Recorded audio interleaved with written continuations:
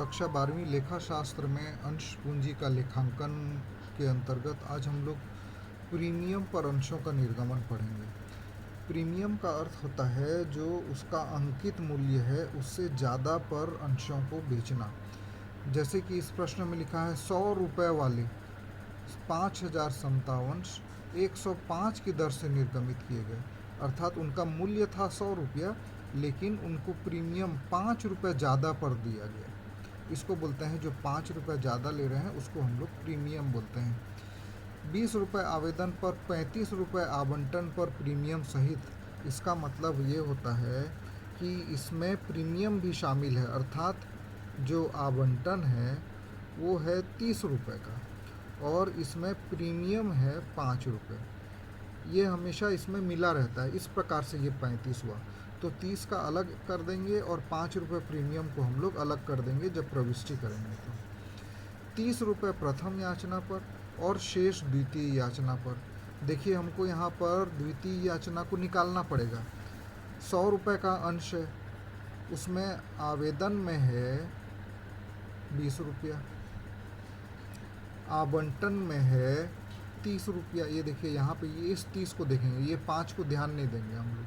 ये जो 30 रुपया है इसको हम लोग ध्यान देंगे। उसके बाद प्रथम याचना में है 30 रुपया, तो अब इसको जोड़ लगा लीजिए। 30 30 60 और 20 80 हुआ। अंश है हमारा 100 रुपये का, तो 80 हुआ। तो द्वितीय याचना, शेष द्वितीय याचना पर लिखा है, मतलब 20 रुपया द्वितीय याचना पर, तब ये हमारा 100 रुपया होगा। तो ऐसे इसका कैलकुलेशन हम लोग करते हैं। तो इसको देखते हैं, मैं पहले से बना के रखा हूँ आप लोग के लिए ताकि मैं इसको और अच्छे से समझा सकूँ। 100 रुपया वाले 5000 समता अंश 105 रुपये के दर से निर्गमित किए।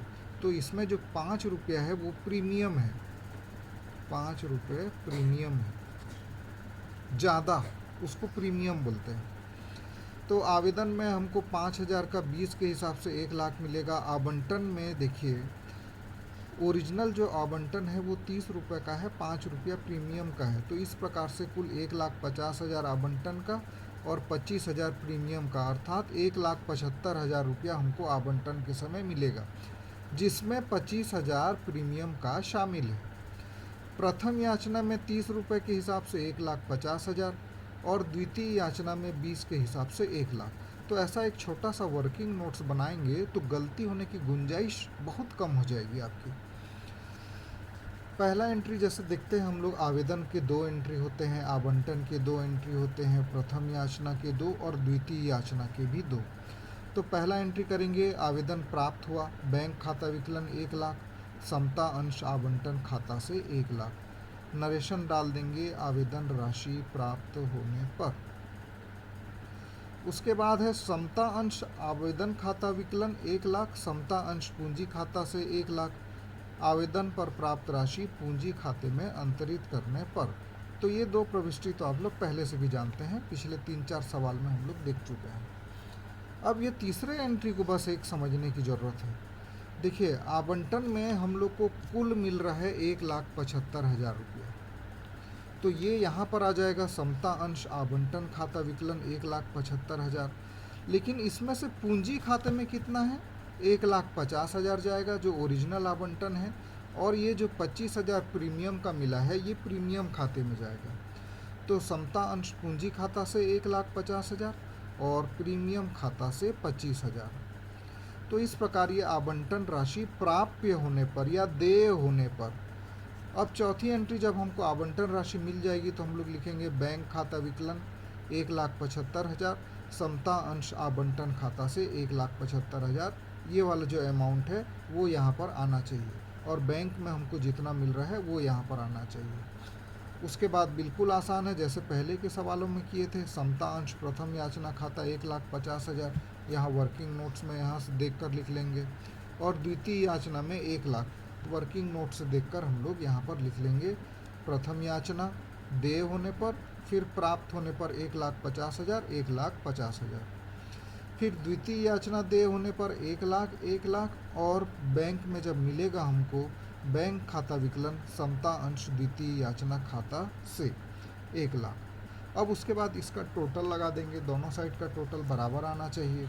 दोनों साइड का टोटल लगाएंगे तो आएगा 10,50,000, 10 लाख। इसको हम लोग यहाँ पे योग लिख देंगे। ठीक ऐसे ही हम लोग अगला सवाल जो है 13 नंबर, यहाँ पर लिखा है 100 रुपये वाले 10,000 समता अंश 10% प्रीमियम पर, अर्थात ये 100 का 10% जो है वो प्रीमियम है। तो 100 का 10% निकालेंगे तो आएगा 10 रुपया प्रीमियम, अर्थात 100 वाले शेयर को हमने 110 रुपये में निर्गमित किया। इसका ये अर्थ होगा। प्रश्न में लिखा हुआ है आवेदन में है 20 रुपया तो 2 लाख मिलेगा, आवंटन में है 20 रुपया तो 2 लाख मिलेगा, और प्रीमियम का 10 रुपया 1 लाख, 3 लाख रुपया मिलेंगे। प्रश्न में लिखा है 30 रुपया प्रीमियम सहित, तो उसमें से हम लोग अलग अलग कर लेंगे, 20 रुपया आवंटन का और 10 रुपया प्रीमियम का। प्रथम याचना 20 रुपये लिखा है और द्वितीय याचना 40 रुपये, तो इसके हिसाब से 2 लाख और 4 लाख। अब इसकी हम लोग बिल्कुल आसानी से हम लोग वर्किंग नोट्स देख के पंजी प्रविष्टि कर सकते हैं। बैंक खाता विकलन समता अंश आवेदन खाता से 2 लाख 2 लाख, समता अंश आवेदन खाता विकलन 2 लाख, समता अंश पूंजी खाता से 2 लाख। आवेदन राशि पूंजी खाते में अंतरित करने पर आवंटन की तीसरी और चौथी एंट्री करेंगे हम लोग।